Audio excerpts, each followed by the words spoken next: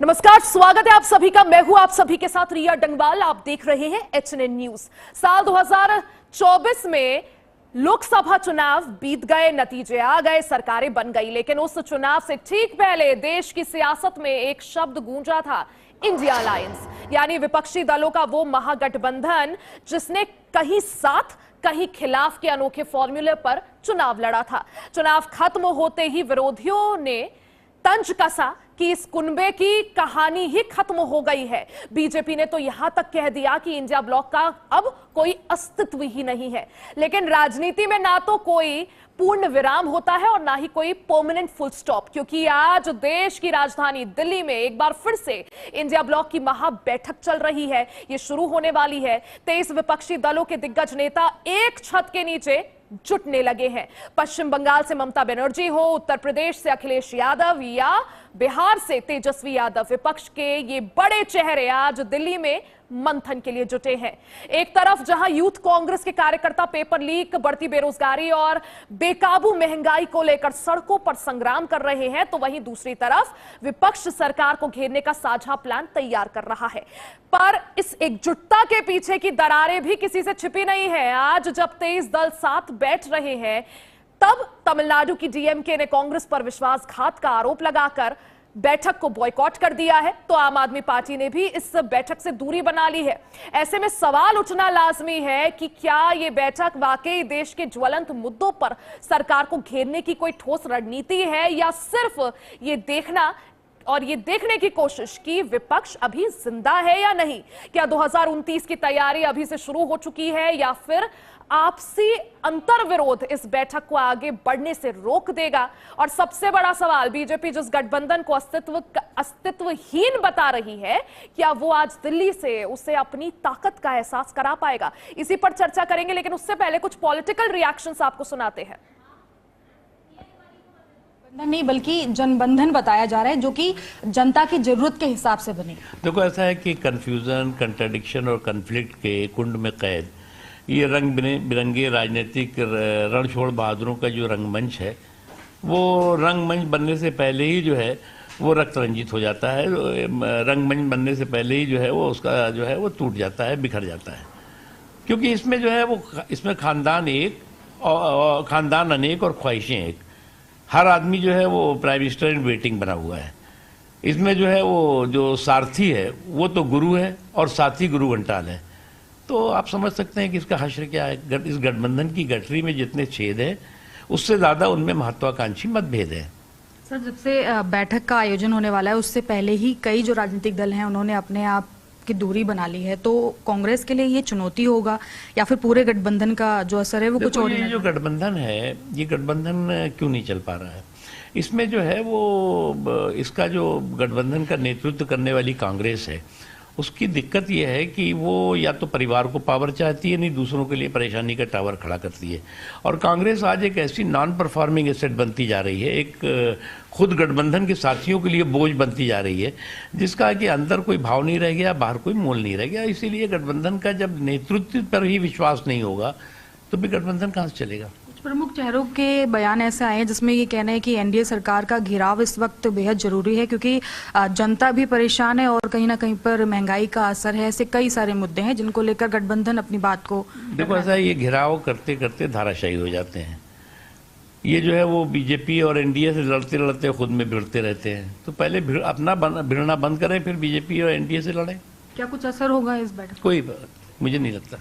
ठीक, तो देखिए, ये थे मुख्तार अब्बास नकवी। और जिस तरह से आज इंडिया गठबंधन की अहम बैठक होने वाली है, और बैठक से पहले फिलहाल राजनीतिक गलियारा इस समय काफी गर्म बना हुआ है। वीडियो जर्नलिस्ट तनुज के साथ मैं रिया राय, एचएनएन न्यूज पर। ये जिम्मेदारी है प्रधानमंत्री जी के आह्वान पर दिल्ली सरकार ने इस विषय को इम्प्लीमेंट करने का प्रयास किया। हम लगातार जितना संभव हो सार्वजनिक परिवहन से अपने सार्वजनिक जीवन की जिम्मेदारियों को पूरा कर रहे हैं। सर, आज गठबंधन की बैठक होने वाली है, इसको लेकर छोड़ दीजिए, सबको पता है क्या हो रहा है वहाँ। ठीक है, देखिए, जिस तरह से मेट्रो मंडे और उसी के साथ साथ में गठबंधन की बैठक को लेकर फिलहाल कई सारे इस समय वाक्यांश सामने आ रहे हैं। वीडियो जर्नलिस्ट तरुण के साथ मैं रिया राय, एचएनएन न्यूज। तो देखिए, तस्वीरें आप तक पहुंचा रहे हैं बैठक के लिए जो इंडिया ब्लॉक के नेता हैं उनका पहुंचना शुरू हो गया है। कुछ ही देर में बैठक की शुरुआत, और इसी पर चर्चा करेंगे। हमारे साथ खास मेहमान जुड़ गए हैं, परिचय करवा देती हूं। कांग्रेस से राष्ट्रीय प्रवक्ता डॉक्टर शिवानंद हुलियारकर जी हमारे साथ हैं, तो वहीं पॉलिटिकल एनालिस्ट संदीप चौधरी जी हमारे साथ हैं। बीजेपी का पक्ष रखने के लिए नेता रुपेंद्र कुमार दुबे जी हमारे साथ हैं। सबसे पहले दुबे जी, आप ही के पास आना चाहूंगी, आप ही से चर्चा की शुरुआत। बीजेपी ये कह रही है कि ये अस्तित्वहीन है, यानी इंडिया ब्लॉक का बैठना एक ही मंच पर एक ही साथ अस्तित्वहीन है। सर, ये वही 23 दल हैं जिन्होंने 2024 में बीजेपी को बहुमत का आंकड़ा क्रॉस नहीं करने दिया था।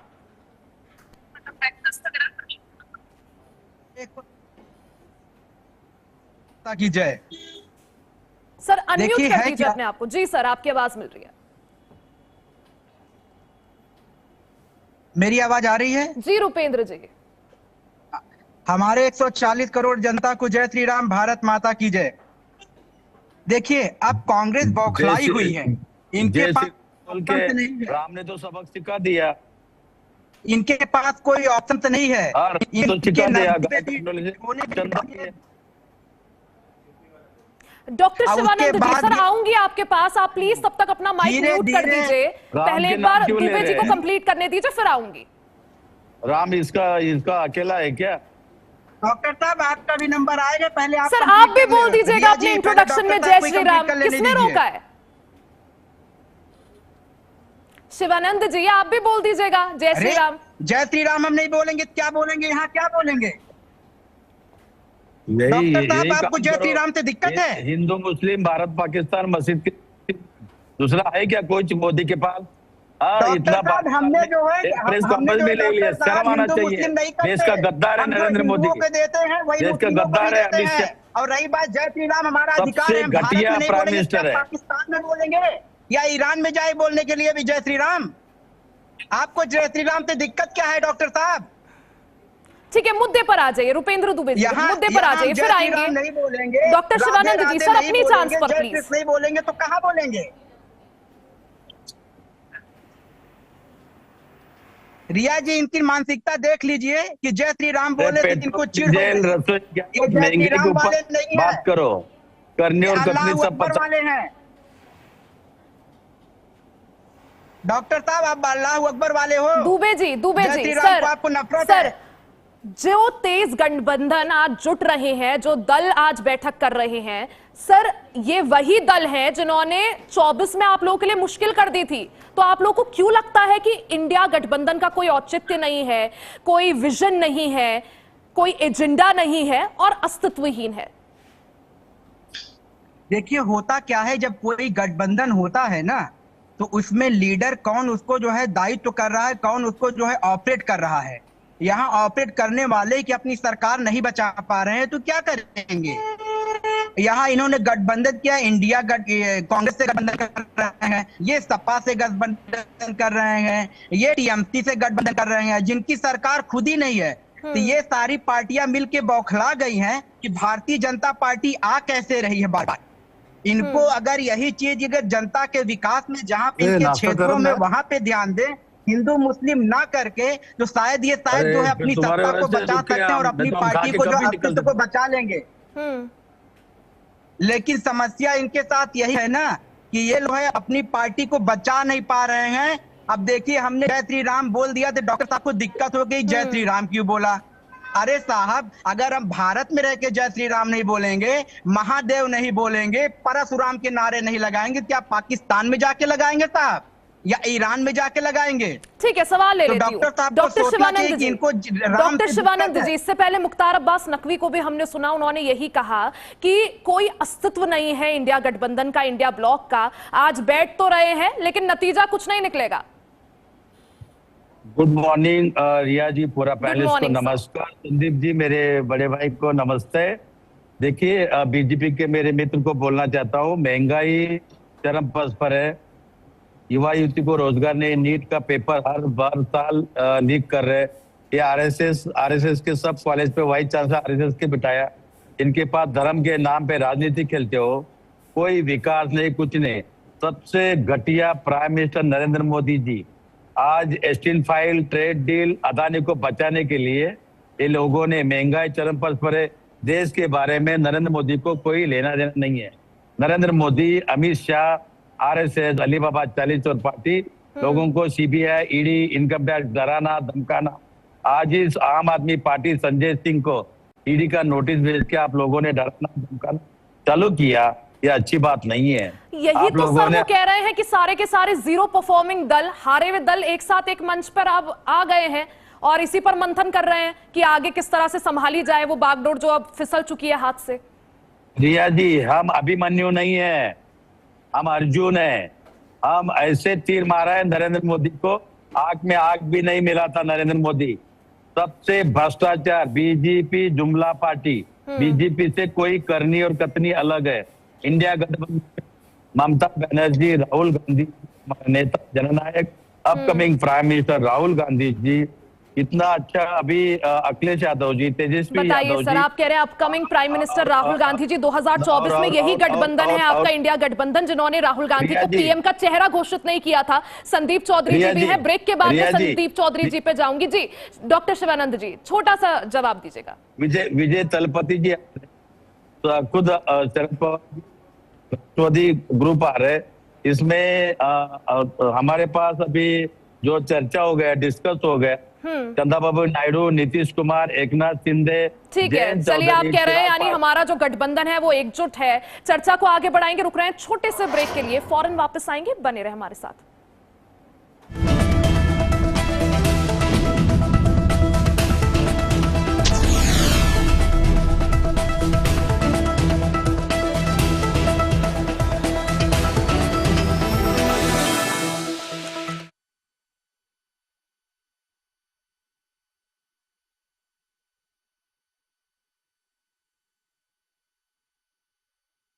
आइसक्रीम खाओगी? जंगल में आइसक्रीम मिलती है। समर कूल रेफ्रिजरेटर, आप अपनी ड्यूटी निभाओ, ये अपनी ड्यूटी निभाएगा। समर कूल, लाइफ बनाए वंडरफुल। गोल्डी हिंग का तड़का लगे तो सभी दबा के खाते हैं। गोल्डी हिंग, कण कण में जान।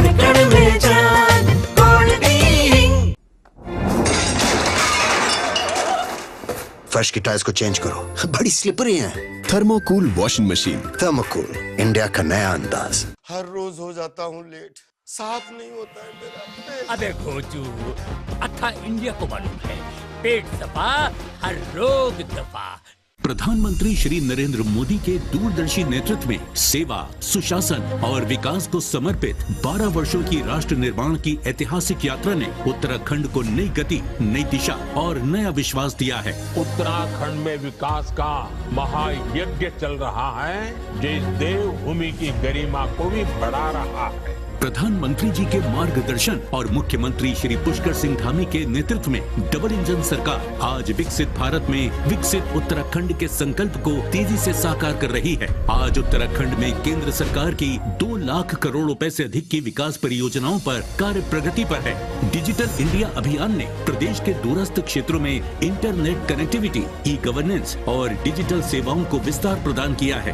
भारत नेट परियोजना के तहत गाँव-गाँव में इंटरनेट पहुँचाया जा रहा है। साथ ही skill India, startup India, make in India और मुद्रा योजना जैसे अभियानों के माध्यम से उत्तराखंड का युवा गढ़ रहा है आत्मनिर्भर और स्वर्णिम भविष्य। वहीं 4 धाम ऑल वेदर रोड परियोजना, दिल्ली देहरादून एक्सप्रेसवे, ऋषिकेश कर्णप्रयाग रेल परियोजना, टनकपुर बागेश्वर रेल लाइन की स्वीकृति, अमृत भारत स्टेशन योजना के अंतर्गत 11 रेलवे स्टेशनों का आधुनिकीकरण, उड़ान योजना के तहत हवाई सेवाओं का विस्तार और पर्वतमाला परियोजना के अंतर्गत विकसित होता रोपवे नेटवर्क उत्तराखंड में कनेक्टिविटी, पर्यटन और विकास को नई ऊंचाइयां दे रहे हैं। केदारनाथ बद्रीनाथ धाम पुनर्विकास, मानसखंड मंदिरमाला मिशन और शीतकालीन यात्रा को बढ़ावा उत्तराखंड को वर्ष भर आध्यात्मिक और पर्यटन विकास की नई पहचान दे रहे हैं। वहीं रेड इन उत्तराखंड, होम स्टे, आयुष्मान भारत, आधुनिक स्वास्थ्य सेवाएं, औद्योगिक विकास और वाइब्रेंट विलेज जैसी योजनाएं प्रदेश में रोजगार,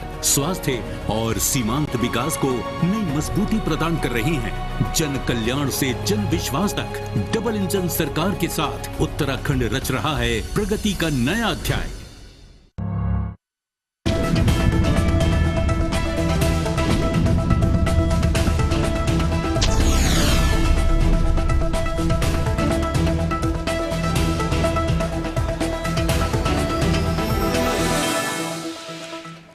एक बार फिर से आप सभी का स्वागत है। पेपर लीक, महंगाई, बेरोजगारी जैसे मुद्दों पर एक बार फिर से इंडिया गठबंधन एक साथ नजर आ रहा है और सरकार को घेरने की तैयारी है। इसी पर चर्चा करेंगे। हमारे साथ खास मेहमान भी मौजूद है, संदीप चौधरी जी। जिस तरह से 2 साल बाद इंडिया गठबंधन के तमाम जो दल है वो एक साथ जुट रहे हैं, मीटिंग कर रहे हैं, इस मीटिंग के क्या मायने निकाले जाए? ये 29 की तैयारी है या जिस तरह से लोकसभा चुनाव के बाद 5 राज्यों का जो चुनाव परिणाम आया उसके बाद ज्यादातर इंडिया गठबंधन के जो दल थे उनको हार का सामना करना पड़ा, तो इसको सर्वाइवल स्ट्रैटेजी समझे या 2029 की रणनीति? देखिए रिया जी, राजनीति में हर समय नई स्ट्रेटेजी बनाई जाती है, पिछली को भूलकर आगे बढ़ा जाता है। जिस तरीके से आपने यूपीए गठबंधन सुना होगा जिसमें मनमोहन सिंह जी ने लंबे समय तक सरकार चलाई, और जहां आज हम इंडिया गठबंधन को देखते हैं वहां एनडीए गठबंधन होता था।